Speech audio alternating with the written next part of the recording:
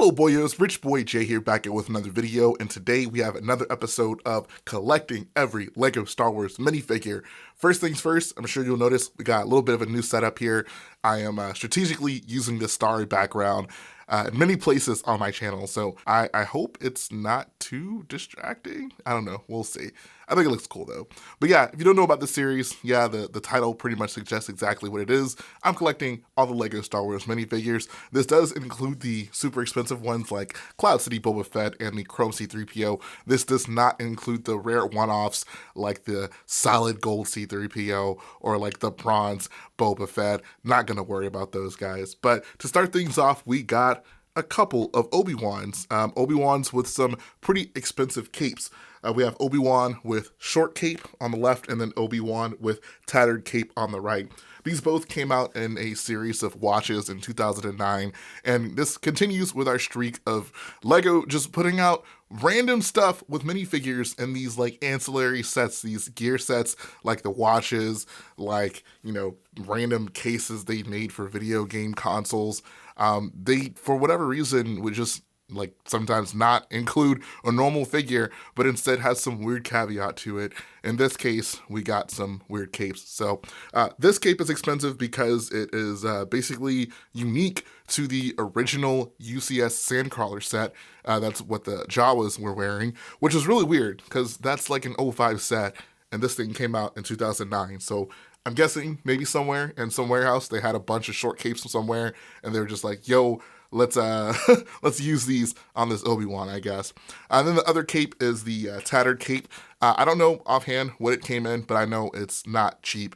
It's like a $10 piece, and for no good reason. Like, I guess what it came in may have been valuable, but this is not a good representation of Obi-Wan. Obi-Wan did not have like anything that looked like a tattered cape. At least with a short cape, it's short.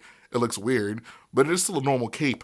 With this one, like, what are we even doing here? Like, they would have been better off just not including the cape at all, and they would have saved me actually quite a bit of money on collecting these figures. But nonetheless, here we are, and that's really all I got to say about these figures. Next up, we have a couple of droids. On the left side, we have the interrogation droid with syringe that came in the 2016 Death Star 2nd edition. The one on the right is a probe droid from the 2013 Battle of Hoth set. Really not too much to say about these. This one is basically the same as the last one we reviewed here on the series, but now he's sporting a syringe instead of, I think, like a screwdriver. Is a nice change that LEGO made. The syringe is much more accurate looking to the interrogation droid, so I think it actually is like a worthwhile change that they included for that figure. This is, well, I say figures with air quotes. This is definitely an improvement. As for the probe droid, though, I really, really like this design. I think this honestly might be my favorite LEGO probe droid up until the one that came out in that Hoth AT-ST set. I think that one by far blew every other one out of the water. But this was like not even the one they made right before this. They made a few different probe droids after this. And I thought they all just looked really flat, like pancake-ish. But I think that like proportions wise, this one was actually really good. I was actually quite a big fan of this probe droid, and if that new one hadn't come out, I would still say this one is the king of the LEGO probe droids. Next up, we have a spy droid. This came out in a couple of books in 2014 and 2015, and honestly, I just have one question. What the heck is this? This is such a weird minifigure, and I'm not even just like cracking on it because it's not an actual minifigure. It's such a weird custom droid for them to make. Like, I have this does not look like something from Star Wars. It has a camera and a magnifying glass. You know what this honestly reminds me of? And it kind of is a sketchy reference to make. But back in the day, LEGO had that one like Mindstorms commercial with the like camera thing that you could have. And they showed the droid doing some pretty sus things, if I might say so. And that's what this reminds me of. This reminds me of that sus Mindstorms droid from that commercial. Yeah, that's all we're going to say about that. We got a couple of Hoth boys coming up next. And I got to be careful not to butcher these names because they both have some lengthy names. So first off, we got Snowtrooper with light bluish gray hips, light bluish gray hands, printed head, torso, and back printing. This is from the 2013 Battle Path set as well as the 2014 Advent Calendar. This is, of course, one of those original Lego Snowtroopers that was sporting the, I guess, mask helmet piece that connected to the backpack on the back. And, you know, this was okay for back in the day, but the new one is just so much better. And then underneath, he has that baklava head that I think a lot of people really, really like. I'm pretty sure there's people probably still to this day who wish they did stormtroopers like this, but I don't necessarily mind. This was, you know, a cool thing for them to do, but I think like nowadays with the variety we get under the helmets, I think that's definitely like best case scenario. We get so many cool, unique flesh printed heads. Next up, we have Snowspeeder Pilot with white helmet and headset. This is from the 2014 Advent Calendar. We've reviewed, I think, quite a few Snowspeeder Pilots on this, but I want to say this guy is sporting a unique-ish face print. And I want to say this head was usually often reserved for X-Wing pilots. I'm guessing this is the only Snowspeeder pilot that they used this head on. So it's not unique in that this is the only figure it comes on, but it is like that's what makes this specific Snowspeeder pilot unique, I believe. But, you know, this is, you know, pretty decent. I think that it's so hard to look at these orange jumpsuit minifigures nowadays because we got the one in the UCS X-Wing with the dual molded boots. I think that just puts it above everything else. I think if they wanted to do a Snowspeeder pilot with like some gray dual molded boots, that would be fantastic, but I'm not going to hold my breath on that one.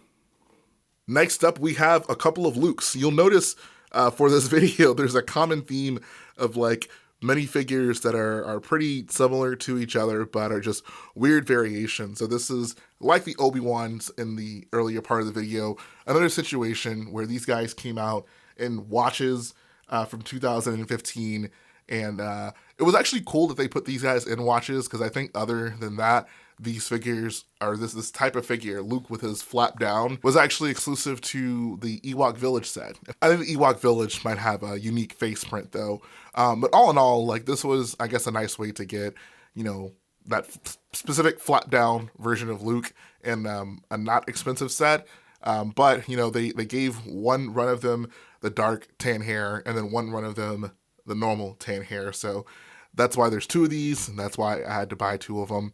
But, you know, I can't really complain too much about these because, like I said, you know, if that torso was, at this point, still unique to the Ewok Village set, I think that would be pretty frustrating. So I guess this is actually kind of a W on Lego's part, putting this specific figure in a watch set.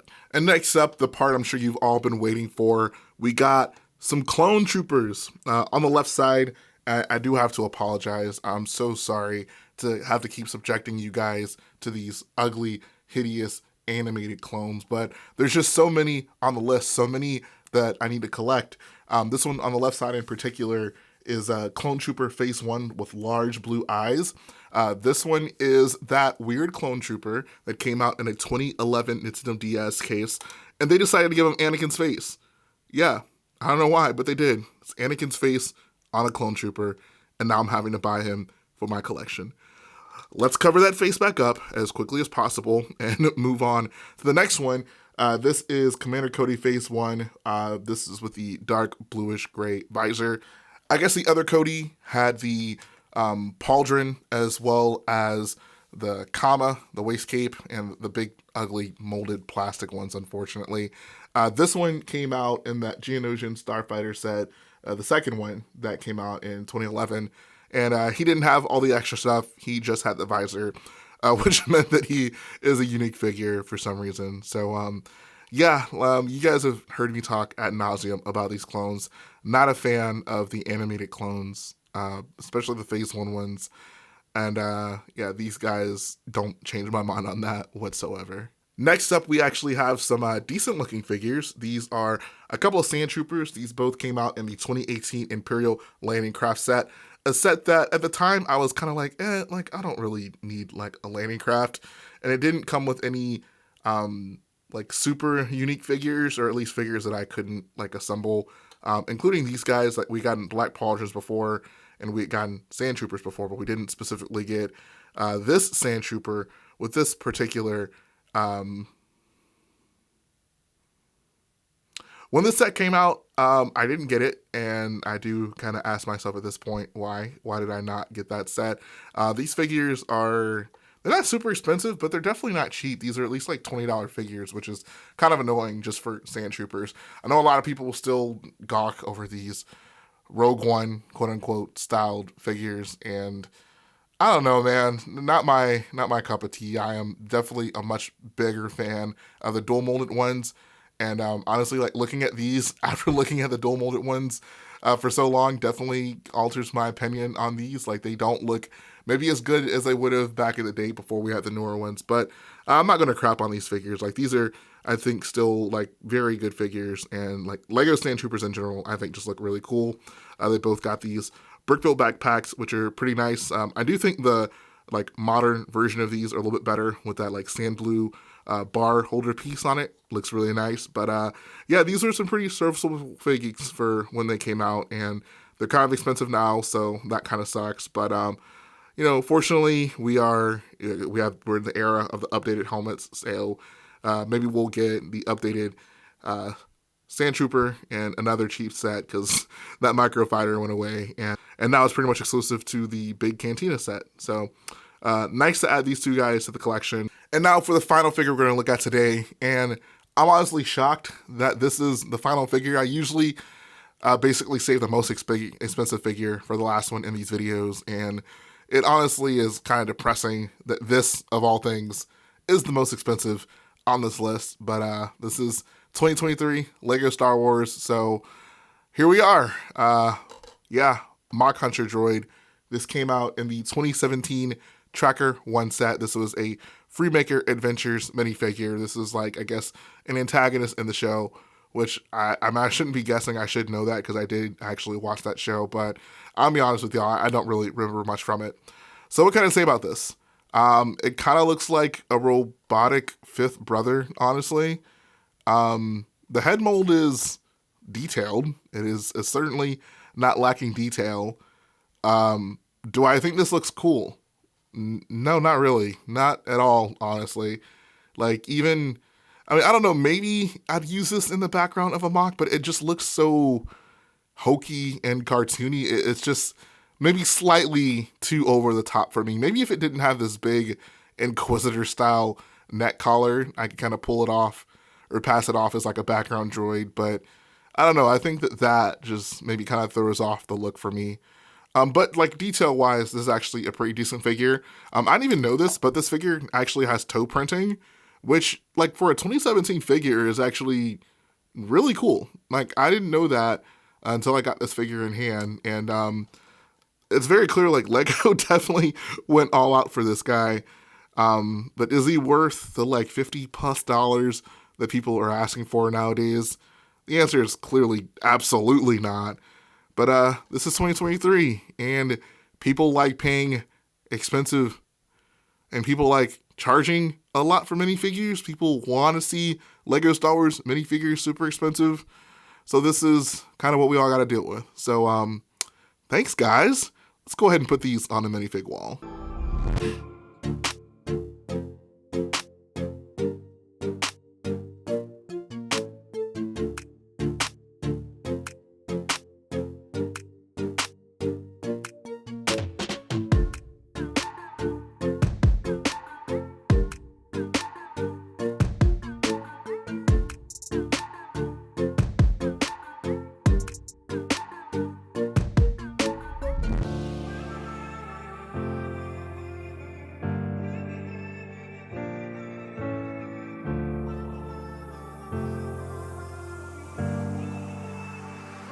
All right, and here is, of course, our look at the wall.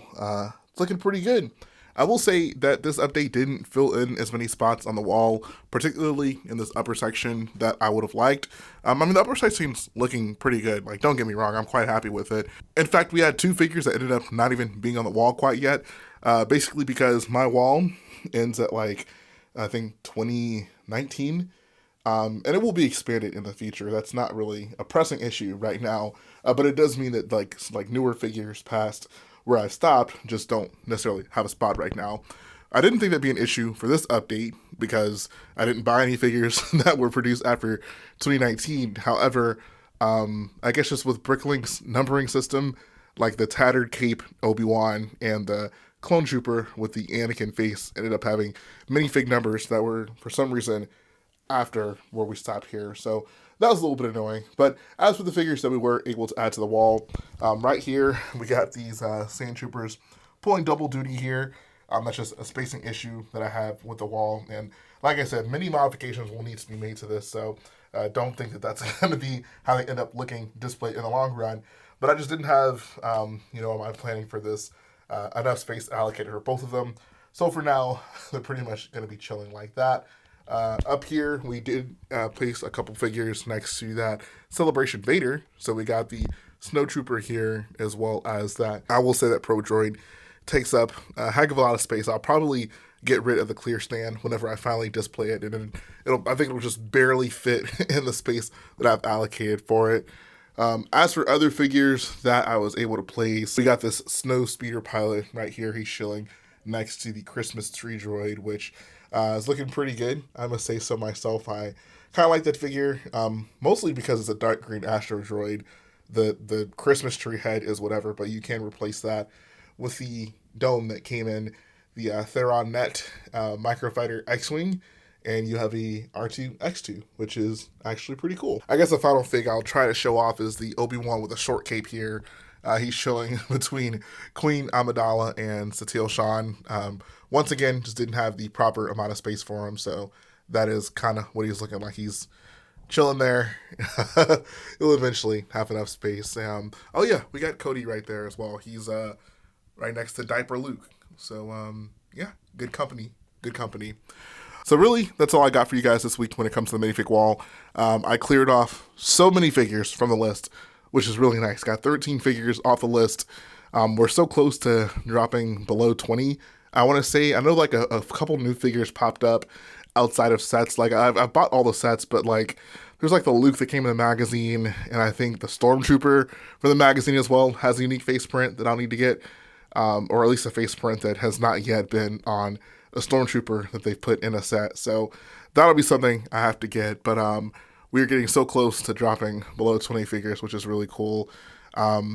For progress sake, for my wallet's sake, not so much, because that means that we're just having a greater percentage of figures on the list that are stupidly expensive. But not going to worry about that for today. We had a pretty nice, successful, productive day, getting more figures on the wall, clearing more figures off the list, and can't complain about that. So if you guys like what I do, go ahead and support the video by hitting the like button, support the channel by smashing that subscribe button, and I'll be back again very soon.